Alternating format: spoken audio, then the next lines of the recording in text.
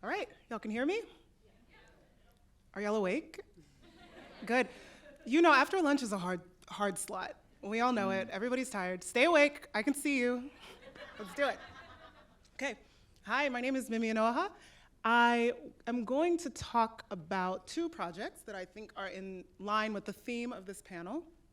One of them is a bit older. One of them is a bit newer. But I think that they kind of engage with this idea of archives and machine politics in kind of interesting ways. So to begin with, my work is about things that are difficult to count and collect. So in a way, it's kind of about the unarchivable. It's about things that are hard to fit into archive spaces and everything that sort of leaks out. That's what I'm very interested in. And particularly what these things tell us about the system underlying them in the first place. And I think I have this project that I think really exemplifies that, which is it's called the Library of Missing Data Sets. And this is a project from, a piece from 2016. What this is it is an installation and an ongoing repository of data that doesn't exist, what I call missing data sets. These blank spots that exist in otherwise very data-saturated places. You'll have a field where people are collecting lots and lots of information, and then you will see that there's this gap where maybe there's nothing really there. And this can be all types of things.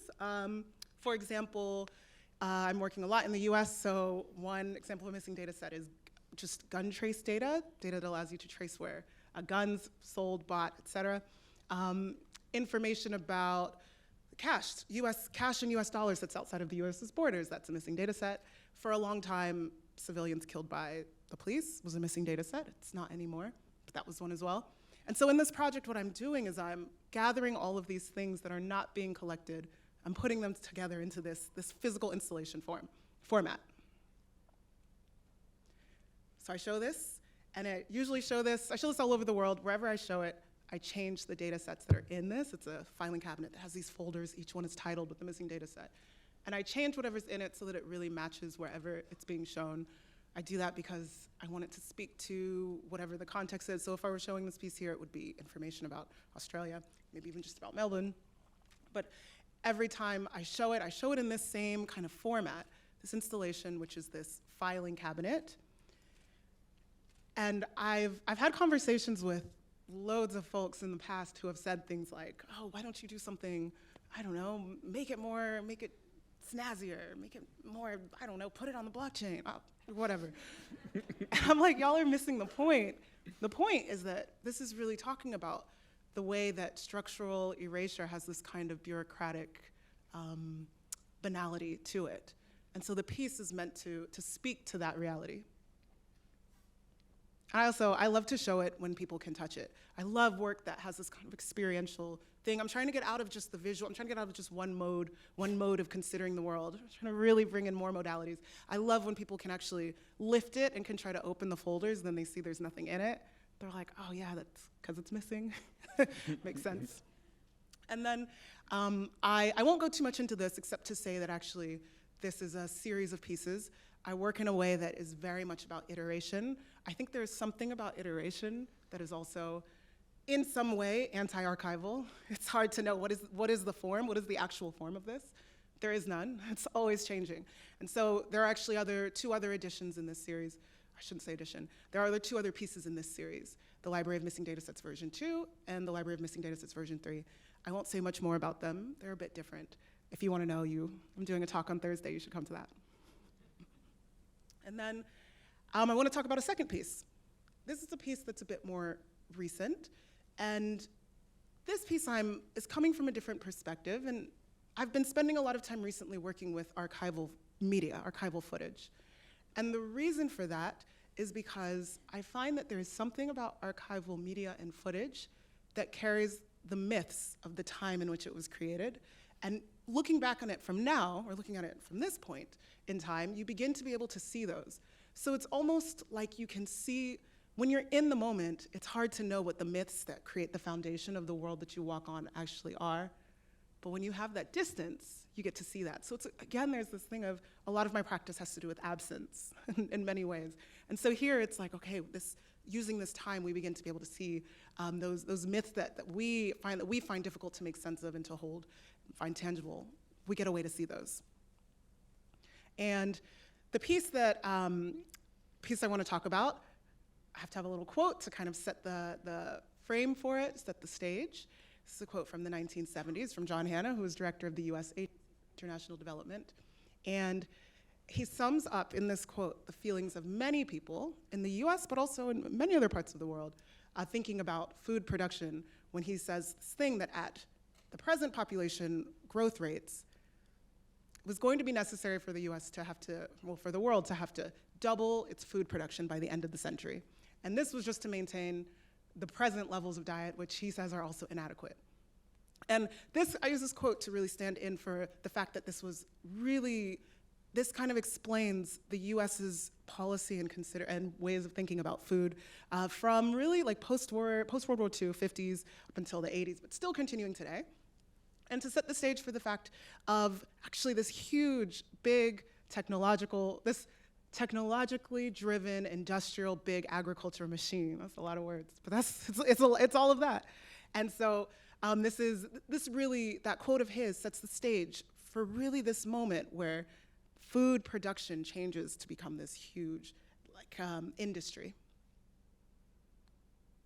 And the clips that you're seeing, these are clips from a piece that I've made where I was working, I told you, I've been working with archival footage, scraped this from the US Department, I didn't scrape it, I gathered it from the US Department of Agriculture and programmatically did a lot of things to it to be able to put it together into this form. And what is interesting, what I love about this footage is that it really shows this thing about what is new versus what is old. And what was new were some of the ways that this work was being framed and also the technology that was being used at the time. And what was old were the systems of labor relations that were really kind of underlying it. And so I put all of these things together into this piece, which is in some ways an interactive video piece and also a kind of straight video piece. I told you, I make work that is always multiple things at once. My gallery hates it.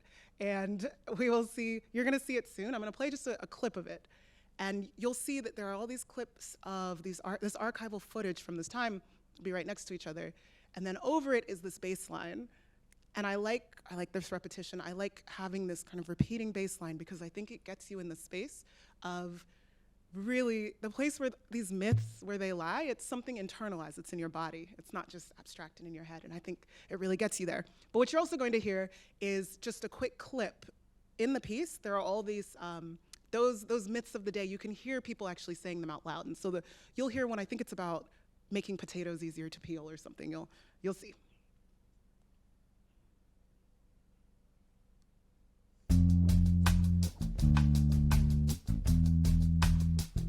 Scientists working to improve plant quality through breeding have given potatoes shallow eyes, so they're easier to peel.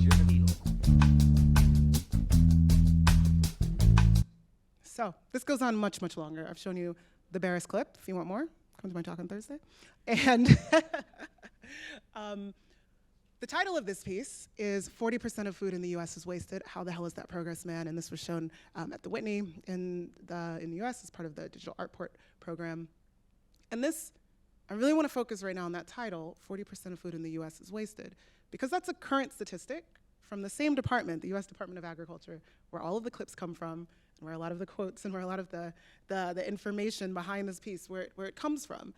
And the reason I bring this up is because, as I said, I like using this archival footage for what it shows us about it, what is hard to see. That quote that I had shown you earlier was someone talking about this need to double food production by the end of the century. Here we are at this point. Almost half the food that's produced is wasted. So there is this question of this myth at the center, which for this piece is really just about that idea that actually, if we want to feed people, it's not just about production, it's about distribution of food. And you can see, that's kind of to highlight this. This is from HDI Global, company based in Melbourne. And you can see the same idea still being repeated. This is still present now. Okay, so I'm gonna leave it at those two pieces. And I leave with this because I think in a lot of my work, I told you I like to deal with absence. I like to deal with what's missing. The reason I do that is because I think that when you focus on what isn't there, it allows you to be able to understand the structure more. You begin to be able to see things more for what they are. And I think this is what I'm trying to do in my practice. This is sense-making work, so that hopefully can then remake sense of the world. Okay, thank you.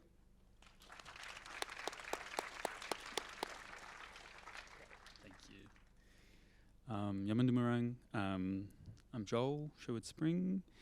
Thank you for that. That was really incredible. I'm not as eloquent, and I have to read from my phone a little bit because I wanted to prepare to say some stuff. But just off the top of that, I feel like there's a lot of similarities in some of the projects you just spoke about and the next project that I'm going to talk through. First, I wish to kind of frame my practice and probably the two projects that I've prepared to show to you within like a larger framework where I'm trying to sort of negotiate and I'm learning about how to use exhibition making and exhibition practices, so kind of art making in a sort of larger field of what is kind of recognized internationally as maybe like known as Black and Indigenous studies, and sort of with a very particular interest from my research, which is directed towards the ways in which Indigenous sovereignties intersect, interact, and kind of disturb our sort of like normative or sort of normalized, naturalized ways of engaging with like architecture that can be kind of formally architecture in terms of buildings, buildings and cities, but also like larger networked architectures that kind of span the globe. So thinking about storage infrastructures and sort of information machines and, you know, the things that we're sort of here to talk about now. So sort of thinking about the archival machine as one of those architectures. So I'm Wiradjuri with connections to UN Mob. A lot of my work is kind of coming from that context, coming from a specific Southeast context, sort of the nations that kind of sit within what is now known as New South Wales and Victoria.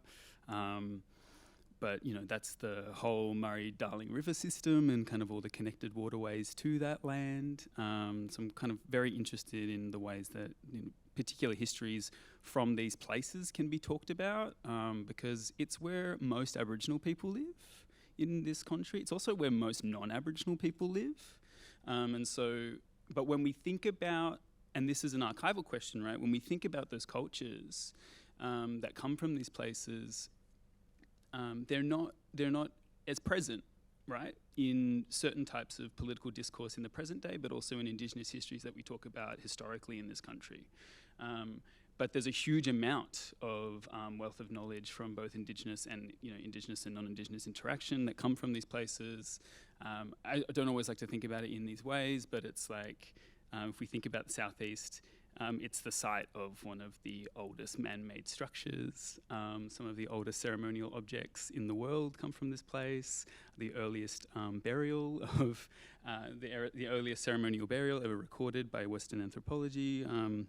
So there's like really like so much history that kind of come from this context. And I guess in a sense we can talk about personally as well, my practice kind of deals with lots of different ways that we might talk about absence in relationship to these conversations, particularly within my own relationship to absence of language, absence of family, you know, absence of culture historically for Indigenous people through colonization, but also, yeah, the more glaring absences, like the absences of these objects in particular collections, these narratives in particular collections, and we'll kind of go further into that. So the first project I want to talk through is one called Sandy Island. It's commissioned through Bleed in 2022, in 2020 through Arts House and Campbelltown Arts Centre. And it's a story of an island that was undiscovered. So in 1774, Captain James Cook, R.I.P., he died this day in Hawaii.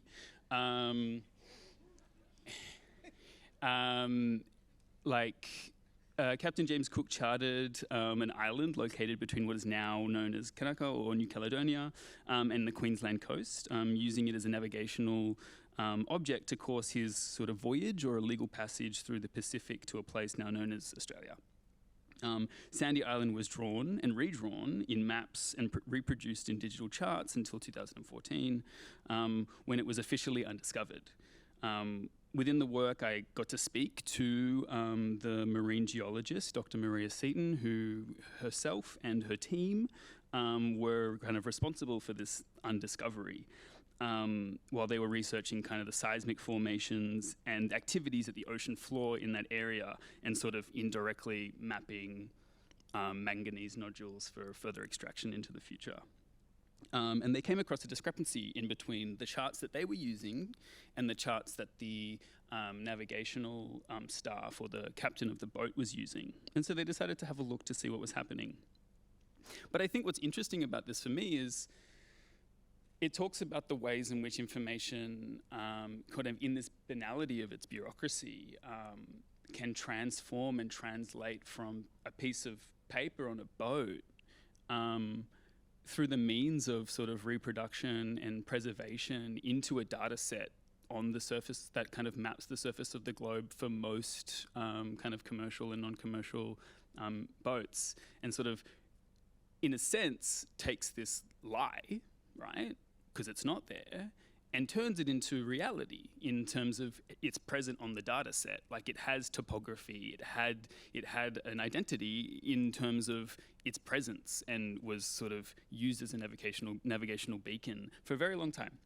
And so I'm sort of interested in the ways that kind of archival practices kind of have and continue to uphold perspectives, right? And particular things that are the myths of the time that then can sort of crystallize or kind of formulate into truth, right? And into certain ideas. And to think about the power of what could be implied by the idea of something like undiscovering something is kind of interesting, because it puts the accountability back on the data set, as opposed to maybe in the kind of language where I'm educated and where I continue to educate, within the sort of kind of liberal frame of the university, where there's a lot of pretense placed on unlearning, right? There's a lot of like subjective work that we need to do as a population about things, but it's the systems that uphold a lot of this stuff. And so what is interesting about the implications of undiscovery when it could change and have knock-on effects across a set of documents or a set of information systems. So I will kind of like take from that, there's something sort of interesting about this for me, because it sort of thinks about how these digitized assemblages kind of can become these 3D points on a map of a globe. But it also tells a story of like how these observations and assumptions kind of believed to be fact. I'm kind of repeating myself now. But it's told to us, right, through a telecommunications infrastructure that is overlaid directly onto colonial pathways, right? The most well-charted parts of the Pacific Ocean are the ones charted by James Cook, right? They are now where our telecommunications infrastructure pipelines are kind of laid and maintained, which makes sense, right? It's like white people or colonial powers have been charting these parts of the ocean for a very long time. So what's the implication of like our information systems carrying out these same passages? The piece of telecommunications wiring that comes in at Sydney at Clovelly is called the Endeavour, which is the boat name, which was Captain Cook's boat when he first arrived on the shores of Camay in Australia. And so there's sort of like these traces that kind of linger, not only through these kind of transformations and kind of distributions of this information, but like literally in the material, like literally the stuff gets sort of like, continues to carry these conversations. I'm going to move on to another work, which is the work that is here at the moment, which is called Digger Mode, is a commission as a part of the exhibition called How I See It, curated by Kate Tamburin. And it's a 2-channel video work that I made that sort of started as a project from a question about like how should museums kind of handle the presence of digital platforms that surround them. It talks a lot about, today we sort of use this phrase, like we use such phrases like information economy without thinking too much, because we take for granted that the relationship between information and the economy is a natural one. But that relationship had to be constructed at a moment when kind of political economy was becoming a thing. So it like led me into researching a very particular site, which was the Museum of Economic Geology, which was built in 1835 in London, which kind of through its exhibitions and through its structure and its lectures, kind of like what we're doing today, created a very particular way of representing the mineral deposits within the colony or the colonies, but also it created a sort of object image complex through which people moved through stratigraphy of Earth, placing particular people at the top and other people in other places, and kind of educating people within London about the sort of types of political economy and the types of labour necessary to make money in the colonies, with particular relationships to mineral deposits, and sort of with the kind of discovery of gold on Wiradjuri country in the 1840s, 1850s. Lectures were given at the Museum of Economic Geology, kind of spreading this information, and sort of that's where this idea of the sort of sectional relationship, or this kind of process of digging, right, as a sort of experience in a museum manifests, I also think, in a very particular type of political economy that was established and put into play during that colonial era. And that's probably where, and so here's like a document kind of, and if you want to read this, I can also just kind of go on to explain, but I guess at the heart of it is the question, or the kind of conversation of like, we live in a world brought to us by mining, right? How does mineral extraction and mining structure the way that we view the world? And where does that history come from? And I feel like it's much older than we think. And I think that these sorts of relationships to extraction play out within archival systems to this day. And so the work kind of starts from a conversation looking at these histories of extraction and the sort of modes of thinking and the economy around it, and pushes into questions that I had directly with ACMI's digital and kind of preservation teams. So talking to them about the sorts of things and processes that they are employing to digitize, give access, but also like maintain and preserve materials that they hold on to, which brings in another question about materiality. At this point in time, particularly at ACMI, but I think that this is felt across multiple institutions across the globe, there's like this temporality of material coming up, there's an urgency to digitize materials as they degrade. And that adoption to that urgency of the material reality of the object creates huge amounts of data and huge amounts of storage, necessitates a huge amount of storage. And that urgency plays into the hands of the global infrastructures that exist to this day, right? Like the digitizing of the archive, the digitizing of the museum, and the movement across real life experience onto a digital scape plays into the profit motives of the platform, right? And to think about how is an archive, how is a digital infrastructure, or potentially how are AI's algorithms implicated in the sites that they are extracted from. And kind of to put it more plainly, I was really interested in thinking through the lens of my own background, but the lens of other kind of more indigenous materialist readings of this stuff, and to think, how could we think about our relationality to country, the material stuff of the place that we're at, and its extraction. How does an AI built with silicon extracted from a beach on a Wabaku country think about itself? If we could call that intelligence, how does it identify? How does an infrastructure system run off of lithium batteries extracted from Nunga Buja feel? Or what is implicated in these material flows that create the kind of systems that we're all eagerly, or I feel like institutionally, are very eager to run into, and that like these are kind of ideological questions where particular forms of extraction are seen as benign or more progressive because they may represent a decarbonized body that we all live, like a trajectory over into lithium feels like a step in the right direction, but it still means the extraction and destruction of a particular body, right? And that is the body of country, depending on where you're taking it from. And sort of trying to interrogate this, I was really kind of personally not interested in trying to deliver a concise narrative, and maybe you can hear that in the way that this kind of conversations kind of come out from me. But sort of the work's a two-channel work, and it tries to establish this discussion in its kind of density and its plurality through a sort of not over-representation, but a sort of holding of as many narratives and as many relations as possible on the two screens as it can kind of format itself. I don't have that here apart from the slides I showed before, but maybe I'll just play the sort of like the vibe here, and you can go and check it out afterwards.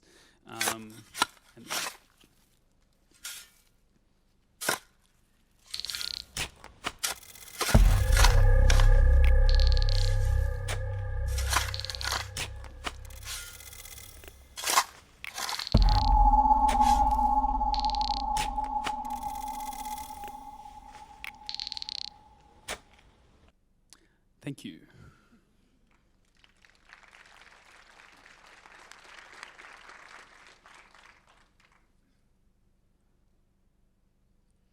All right, thank you. It's great to be on this panel with you both. I love the way we've been brought together, working across, I guess, disruptive modes of archival practices and kind of resituating them within broader political conversations. Yeah, there I am.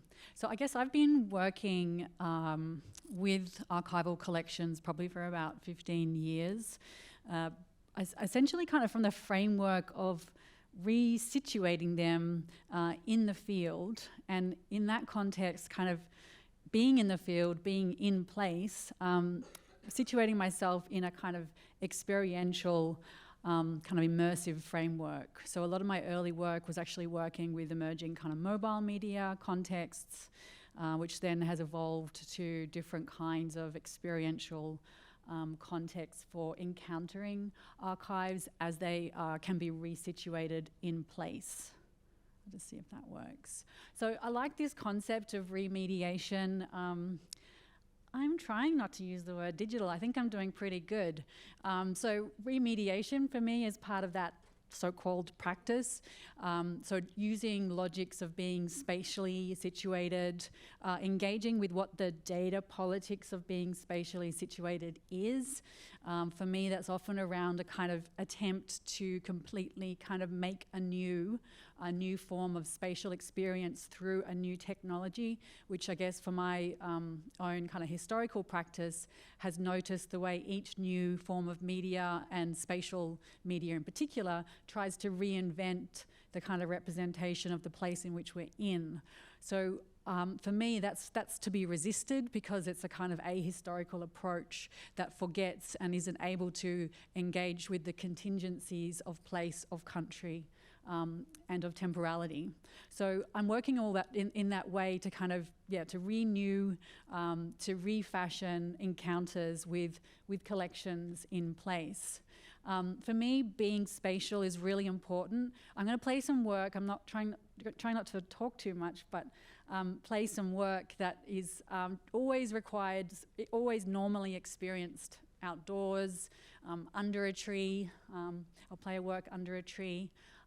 Outside, building projections. I work a lot in projection media, and I guess that's a really deliberate, a deliberate kind of replacing, to be in community, to be working with participants, audiences that are maybe not going to be walking inside the four walls of the gallery. Also very much working, with the body. Multisensory experience is very foundational to this practice, and also increasingly bringing into the frame more than human recordings and perspectives as well. So remediation for me, as I said, it's a foundational kind of practice. It's about genealogies of affiliations, not a linear story, a linear history. And the concept here is that by remediating, we're kind of revisiting like a form of media. We talked about, Mimi, you talked about the way that there's a kind of always a representing its time and a kind of authenticity of an agenda from a period. And I like to revisit that and resituate that and ask what kind of politics emerges from that.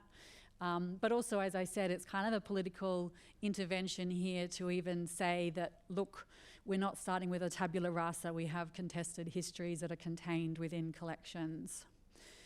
And increasingly, and it's interesting in the way that my practice has evolved in the last, as I said, kind of 15 years, that I was really interested in kind of Bergsonian forms of time, which are, you know, European kind of trajectory of really busting out of the kind of linear narrative or a trajectory of you know, this, then this, then this, then this in history, busting out of that. And I guess that's why I've really loved kind of learning more and more about country-centered perspectives of time and the idea of every when, in the past being still alive in the present, and this as being a framework within which kind of hope and kind of change can be made possible.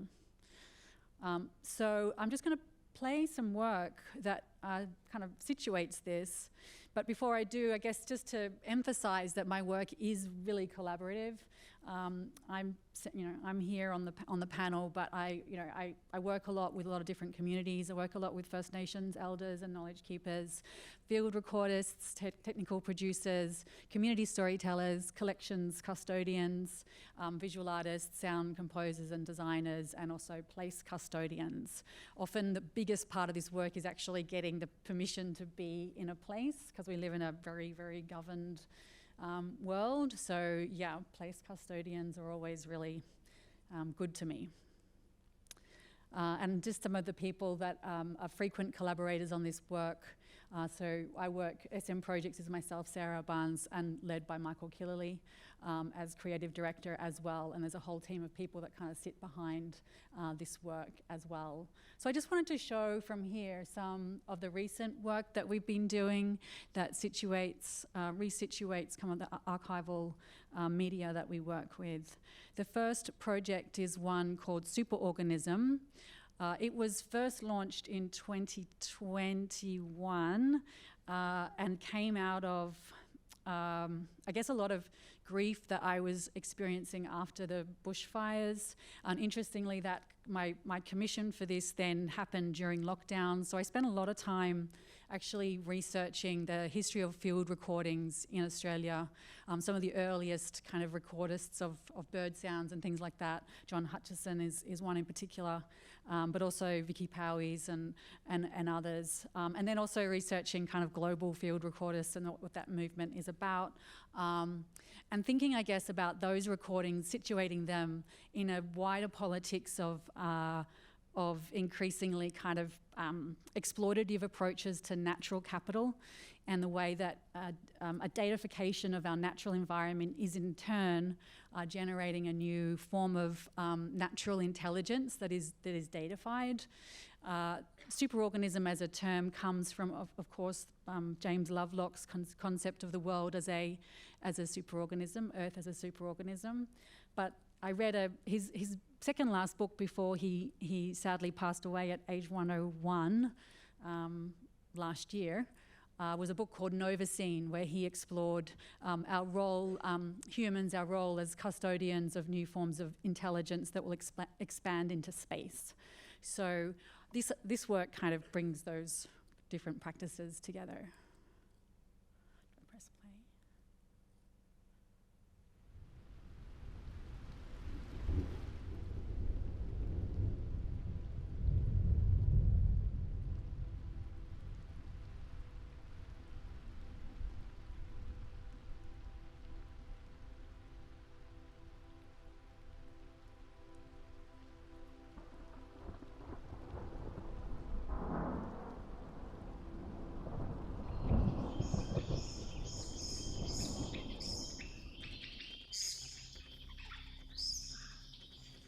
A very curious thing happened in approximately 1946-47. And this I was in on. All these separate developments in different intellectual centers dealing with communicational problems the problem of what sort of a thing is an organized system.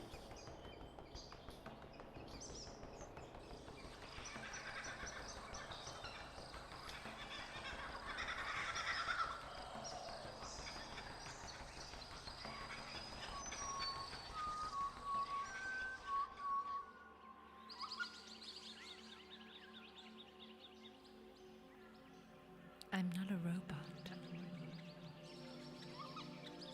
but some of my friends are.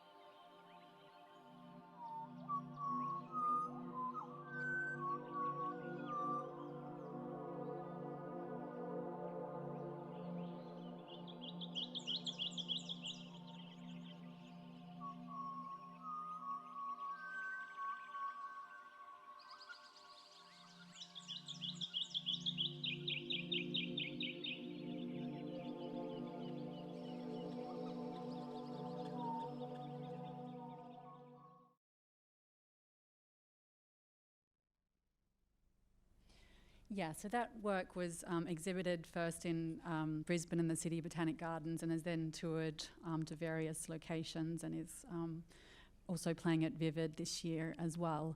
And it was interesting because it really created this very, like it was probably one of our most popular works. It was, people were, loved it and stayed and came back and brought friends and just spent a lot of time under this beautiful tipuana tree, big long limbs as you could see. So it was a kind of space of kind of refuge, it felt like as well. So, and just in terms of the production of that, the programmatic lights, the sort of the shape that you could see was the shape that was kind of programmed to operate in the tree. So we were playing with ideas of the kind of, you know, the mediation of the very natural systems that support us. So there was some kind of those kinds of themes working in that, as well as ideas of kind of grief and loss, of listening in the Anthropocene. In terms of just another couple of projects that situate this practice, this is an upcoming project with the Australian Museum that is launching on Wabakal country actually next month, and it kind of revisits John Gould's Birds of Australia collections, which have recently been digitised. The illustrations have been digitised by the museum, and we're kind of resituating this collection and story as part of, I guess, revisiting Gould's early journeys in New South Wales and establishing new conversations with First Nations elders. It will tour for 2 years around New South Wales. But again, I guess building on that practice of listening to historical field recordings of Australian birds, then situating those recordings within more First Nations kind of storytelling about the role of birds, and then in everyday life and in Dreamtime stories, but then also what it was for practices of colonial science to come and to essentially kind of build on and kind of establish a new form of knowledge here in Australia. So I found this project a really interesting one, where being able to situate the collection in a public space through our Storybox platform allows for new kinds of conversations to take place with the First Nations elders and storytellers, as well as some other community participants along the way. I'm not going to show the videos for that, so I'm just going to skip through, just for interests of time. I'll just wanted to work through, just to talk through one final project that builds on a lot of the work and research that I've done, again, working with sound archives. So I guess, you know, sound has, for me, been a way into the collections, into archives, to bring that sense of kind of embodied encounter with collections. So not purely the visual screen, which is why this environment's slightly different, because it's not intended as purely screen-based media. It's more about being situated in a city environment or a park environment. But yeah, so this particular work was really, it's called We Dream the City, and it was playing with ideas around the city as being a product of kind of evolving forms of technologies of representation and control, and the city as kind of being in conflict with ideas about as a place of community connectedness, and the way these two forms of kind of idealizations of the city as a kind of spatial fix and a kind of technological wonder is often in conflict with the idea of cities being places that we belong to, that nurture us and sustain us in community. So this work drew on a lot of collections from Transport Archive, National Film and Sound Archive, ABC Archive. About 10 years worth of archival research sits behind it, which I've done in the past, but lots of collaborators working on this one as well.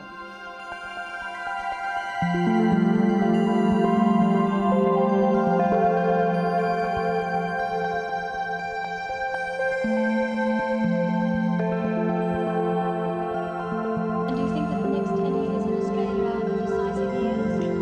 Yes, I really think that the next 10 years will see a great deal of growth. Some great fortunes were made at that time. Yes. That the world's becoming more urbanised, and its need for people to talk about their living conditions and the quality of life in the cities.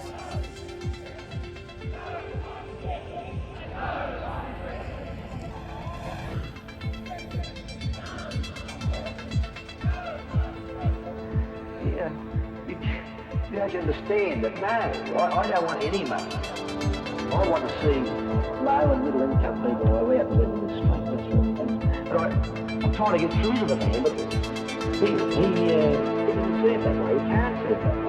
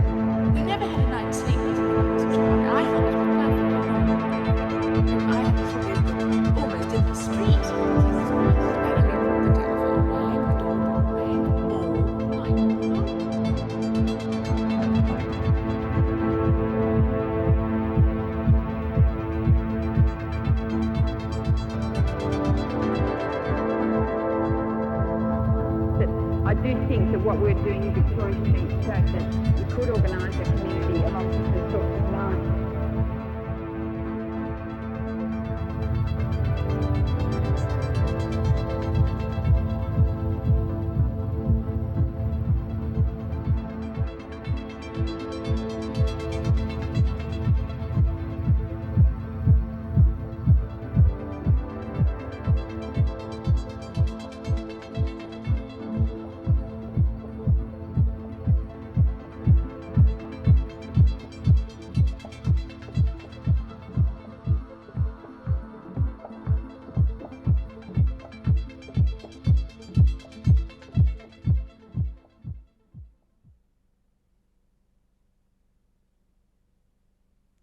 I think I'll finish up there. Thanks.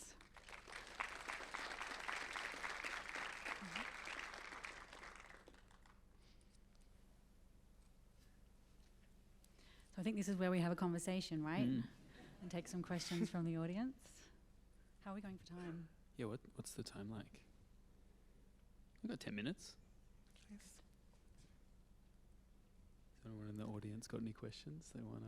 Well, maybe I'll start us off. And then if anybody has something, it's great. It's really nice to do this. I think there's so many overlaps in what we're all talking about. It's great. I'm glad that we got to figure it out while we're here on stage. I guess I'm curious. It seems like all of us are very interested in challenging archives to some degree, and yet even when you're challenging something, you still are centering it as a thing that you're working against. And I suppose I wonder what your thoughts are on how you position yourself in relation to that.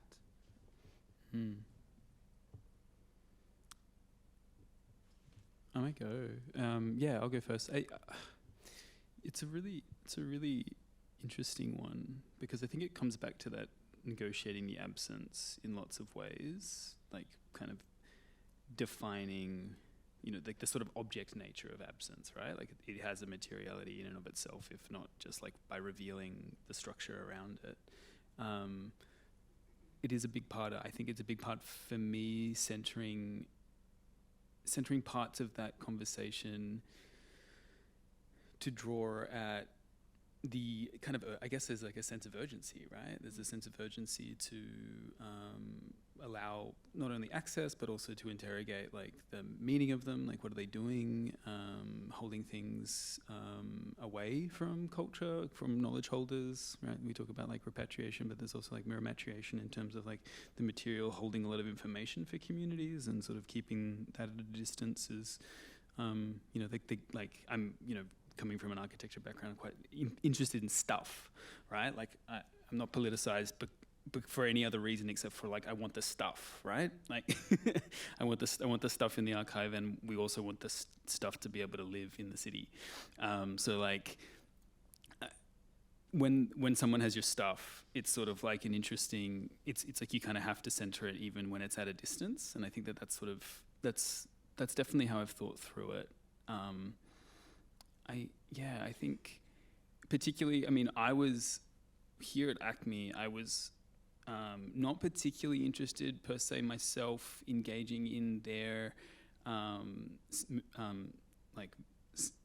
film and sound archive of any sort of Indigenous material, because I, from experience in the past dealing with other institutions, understand that like they're not usually dealt with in the most sensitive ways, and I didn't want to come into contact with something that I shouldn't have access to, right? And so that's also, and Jazz Money's work that's down in the show downstairs, this beautiful 10-meter long curtain, has this like whole essay essentially kind of talking through parts of those material absences and often how Indigenous artists or Indigenous people are sort of used in this way to re-engage with the archive as a kind of canary in the coal mine, right? Like after amassing all of this stuff, they invite people in to go in there and use it, but it's like there's been no protocol, there's been no sensitivity to what's in there. So I think problematizing it continually is still really important to me. So I think that's probably why I would center it still, while trying to like undermine aspects of it. Yeah. Yeah, and it's a great question, Mimi. I like that phrase, like problematizing it continually. I guess that's kind of what I find with like the resituating the recordings is about kind of trying to do, even if it's to kind of say, and I found that the most recent project being the Gould illustrations, that it, by kind of bringing them out into public domain in a new format, new animations and beautiful, but it also, where are the First Nation stories around these in relation to the collection? And so that becomes a springboard to then initiate more conversations, First Nations conversations around these collections that the museum has and the illustrations. So it's almost, the repositioning then opens up different conversations that maybe wouldn't have happened otherwise. But I have been accused certainly of like adherence to the record, as though that's not a critical thing to be. Whereas I think we always know when we're engaging with archives just exactly how many absences there are and how problematic that is. Yeah, and it is a material reality.